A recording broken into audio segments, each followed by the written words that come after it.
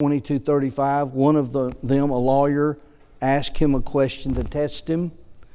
Like I said, I kind of wonder, though, if his heart's a little bit different, the way all this comes across and the way it reads.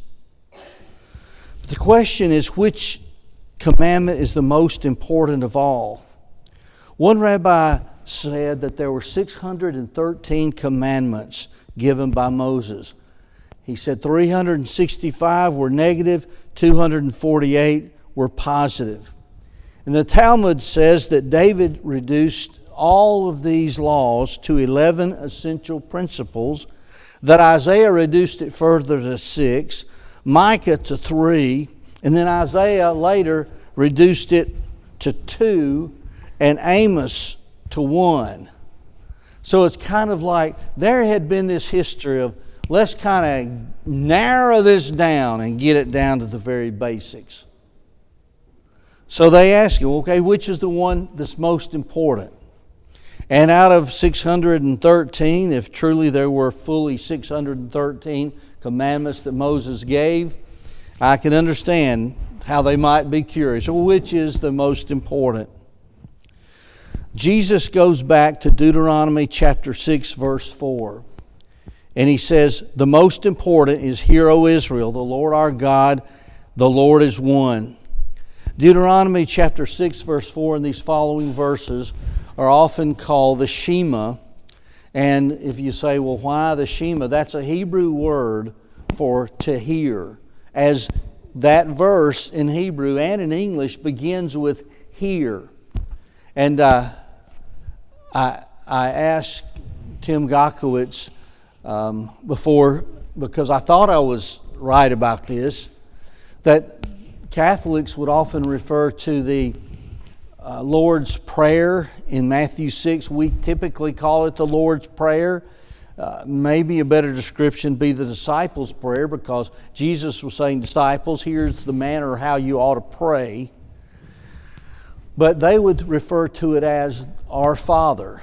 Like if they were told to say 7 Our Fathers, that'd mean they repeat the Lord's Prayer 7 times.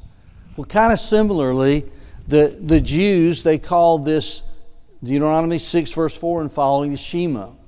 And it was typically recited by each person at least twice a day. So it was something indelibly imprinted on their minds. The Shema, it goes back to, Hear, O Israel, the Lord our God, the Lord is one. And then, loving the Lord your God with all your heart, your soul, your mind, and your strength. When I think of these 4 things, I think that each almost comprise a little different element about yourself. When you say your heart, I think almost of your emotions, your feelings. Then he says your soul. It also might kind of indicate the idea of your life. But I think almost so, spiritually, that within you, that spirit, you love God. Like say also it might be considered life. Then with all your mind, that intellectual part. If you're going to contrast the mind to emotions, feelings. And then he said with all your strength. And then I think of that physical part of man. And it's almost as if, what else is there about us?